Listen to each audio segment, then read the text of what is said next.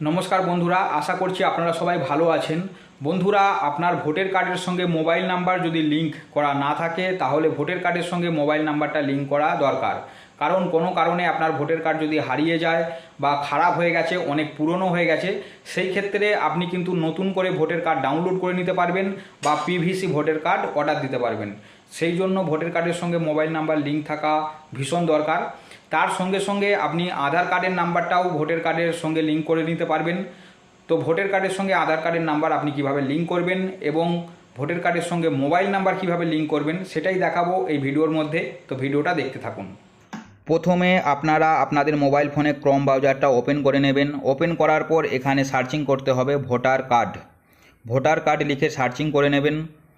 তারপরে প্রথম যে ওয়েবসাইটটা আসবে ভোটার কার্ডের gov.in, এই ওয়েবসাইটটাতে ক্লিক করতে হবে। ক্লিক করার পর এই ধরনের ইন্টারফেস আপনারা দেখতে পাবেন। এই ওয়েবসাইটে প্রথমবার এলে আপনাদেরকে সাইন আপ করতে হবে। তো ওপরে দুটো অপশান আছে, লগ ইন আর সাইন আপ। তো প্রথমবার এই ওয়েবসাইটে এলে সাইন আপে আপনাদের ক্লিক করতে হবে। ক্লিক করে এখানে অ্যাকাউন্ট বানিয়ে নিতে হবে। তো প্রথমে আপনারা আপনাদের মোবাইল নাম্বারটা এখানে দিয়ে দেবেন, আর নিচে ইমেল অপশনাল, এটা আপনারা দিতেও পারেন, নাও দিতে পারেন। ক্যাপচারটা আছে, ক্যাপচারটা দেখে সেম টু সেম বক্সে বসিয়ে দেবেন। তারপরে কন্টিনিউতে ক্লিক করতে হবে। মোবাইল নাম্বারে ওটিপি আসবে। তো এইভাবে আপনারা সাইন আপ করে নিতে পারেন। তো আমার সাইন আপ করাই আছে, যার কারণে আমি লগ ইনে ক্লিক করছি। লগ ইনে ক্লিক করে এখানে ইন্টার রেজিস্টার মোবাইল নাম্বার, তো এখানে মোবাইল নাম্বারটা আমি বসিয়ে দিলাম। ক্যাপচারটা দেখে সেম টু সেম বক্সে বসিয়ে দিতে হবে।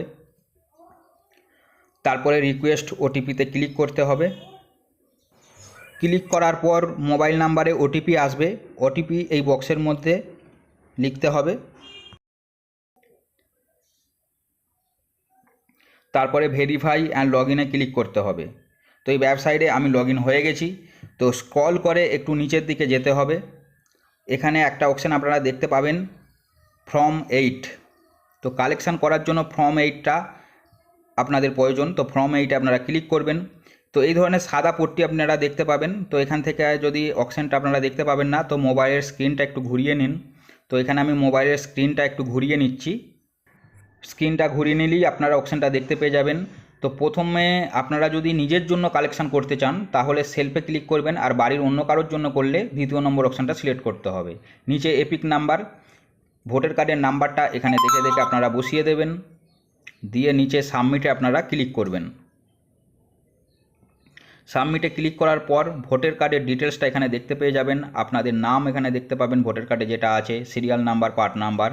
তারপরে এখানে ওকেতে ক্লিক করবেন। ওকেতে ক্লিক করার পর ওপরে যে লাল কালিতে লেখা আছে, এটা বলতে চাইছে আপনার ভোটার কার্ডের সঙ্গে আধার কার্ডের নামটা যেন সেম থাকে, না হলে কিন্তু কারেকশানটা নাও হতে পারে। তো এটা আগে দেখে নেবেন আপনারা ভালো করে। কারেকশান করার জন্য একটু নিচে আসবেন। এখানে কারেকশান এই অপশানটা আপনাদের সিলেক্ট করতে হবে।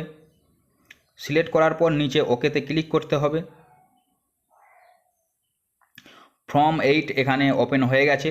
তো আপনারা স্ক্রল করে একটু নিচের দিকে যাবেন। এখানে আপনাদের স্টেট, ডিস্ট্রিক্ট অটোমেটিক এখানে চলে আসবে। নেক্সটে আপনারা ক্লিক করবেন।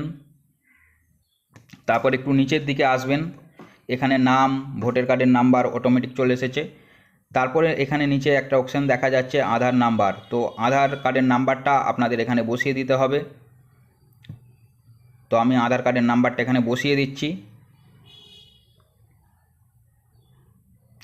তারপরে নিচে আছে মোবাইল নাম্বার। তো মোবাইল নাম্বার যদি আপনি নিজের মোবাইল নাম্বারটা দিয়ে থাকেন তাহলে সেলফে ক্লিক করতে হবে, আর যদি বাবা মা বা বাড়ির অন্য কারো দিতে চান তাহলে দ্বিতীয় নম্বর অপশানটা সিলেক্ট করতে হবে। তো আমি নিজেরটা দিতে চাইছি, যার কারণে আমি সেলফে ক্লিক করলাম। মোবাইল নাম্বার, নিচে এখানে মোবাইল নাম্বারটা এন্টার করতে হবে।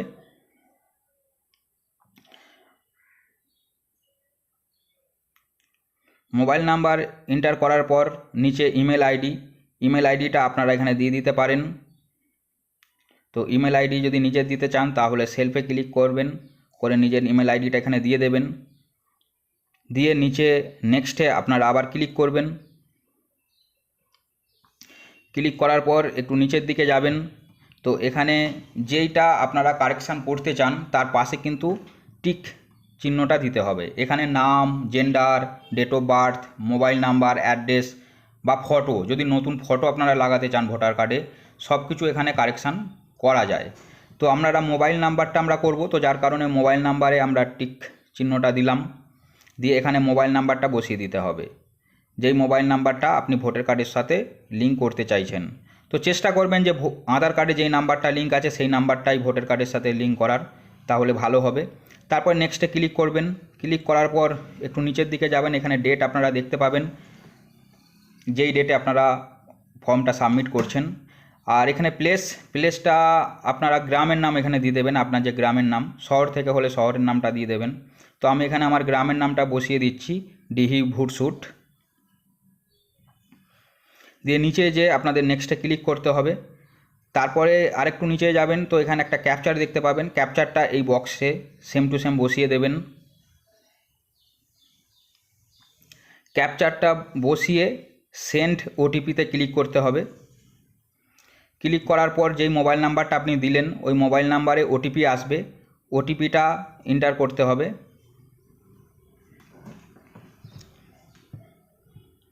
তো এখানে ওটিপিটা আপনারা বসিয়ে দিন। তারপরে নিচে প্রিভিউ অ্যান্ড সাবমিটে ক্লিক করে দিন। তারপরে এখানে ফর্ম 8 যা আপনি কালেকশান করলেন সব কিছু এখানে দেখতে পাবেন। তো এখানে ঠিকঠাক করে দেখে নিন আধার নাম্বার, মোবাইল নাম্বার সব ঠিকঠাক আছে নাকি।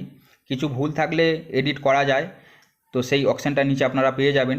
তো স্ক্রল করে আপনারা একদম নিচে চলে যান। এখানে নাম্বারটাও দেখা যাচ্ছে, মোবাইল নাম্বারটা। আর এখানে কিপ এডিটিংয়ে ক্লিক করে যদি কিছু ভুল থাকে আপনারা ঠিক করতে পারবেন। আর যদি সব ঠিকঠাক থাকে তাহলে এখানে নিচে ই সাইন সাবমিটে ক্লিক করতে হবে। ক্লিক করার পর এখানে জিজ্ঞাসা করছে আপনি কি ফর্মটা সাবমিট করতে চাইছেন, ইয়েস। তো ইয়েসে আপনারা ক্লিক করবেন। তারপরে নেক্সট পেজ ওপেন হয়ে যাবে। এখানে এন্টার ইওর আধার নাম্বার, এখানে আধার কার্ডের নাম্বারটা আপনারা আবার লিখে দেবেন।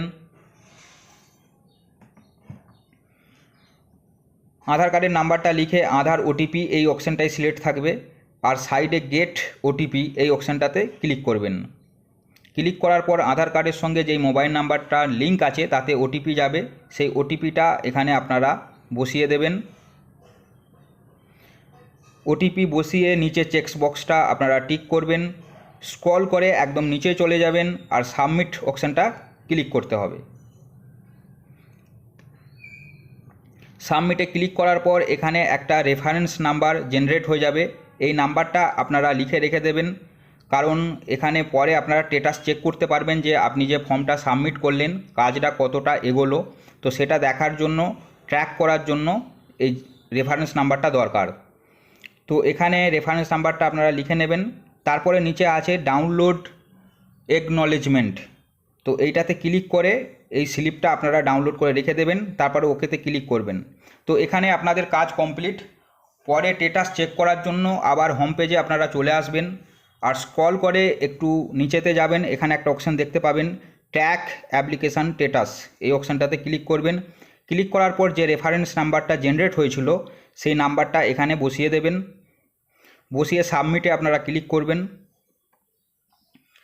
ক্লিক করে আপনারা এখানে দেখতে পাবেন যে আপনারা ফর্মটা যে সাবমিট করলেন কাজটা কতটা এগোলো। তো সাইডে এই বক্সটা যখনই আপনারা ক্লিক করবেন তো এখানে দেখতে পাবেন। তো আমি এইমাত্র সাবমিট করলাম, তো যার কারণে এখানে শুধু সাবমিটের ডেটটা দেখাচ্ছে, বাকি আর কিছু দেখাচ্ছে না, কারণ এইমাত্র আমি সাবমিট করলাম।